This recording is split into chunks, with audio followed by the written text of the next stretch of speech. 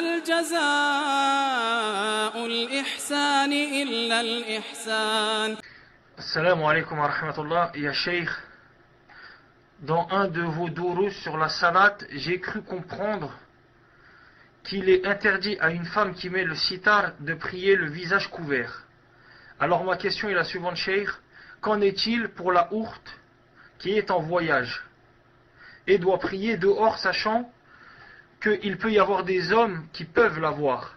Barakallah fikum, Cheikh.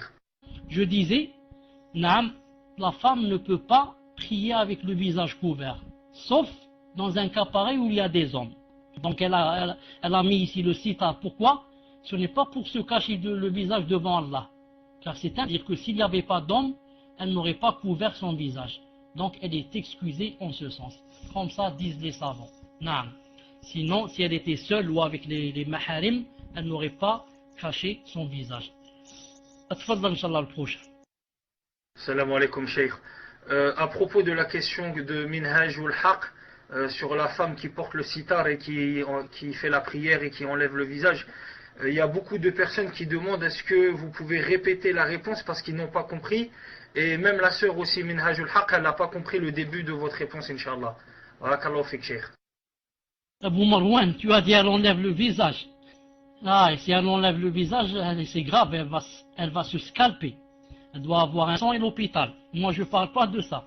Naam, jazakallahu khairan. Donc, je répète, la femme n'a pas le droit, écoutez bien les sœurs, la sœur n'a pas le droit de faire la salate avec le visage caché. Naam, sauf s'il y a des hommes qui la voient. S'il y a des étrangers qui la voient, il y a son cousin, il y a le voisin, il y a je ne sais pas qui est en face d'elle en train de la voir. Naam. Comme elle ne permet pas dans la rue qu'il la voit, elle ne va pas lui permettre aussi qu'il la voit dans la salade. Donc qu'est-ce qu'elle fait?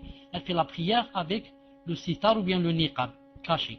Non. Mais si elle était seule, si elle fermait la chambre et il n'y a plus d'hommes, alors elle est obligée d'enlever le niqab et de faire la salade avec visage découvert.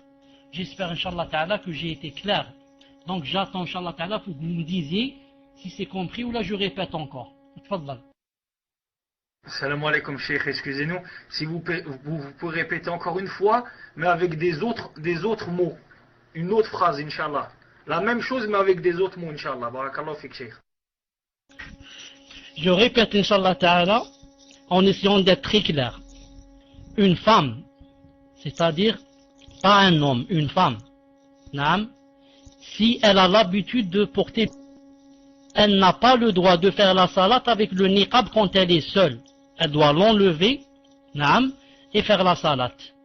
Mais s'il y a des hommes, il y a des étrangers qui la voient, des étrangers, naam, avec lesquels elle peut se marier, des étrangers qui la voient, elle peut faire la salate avec le visage caché, avec le niqab.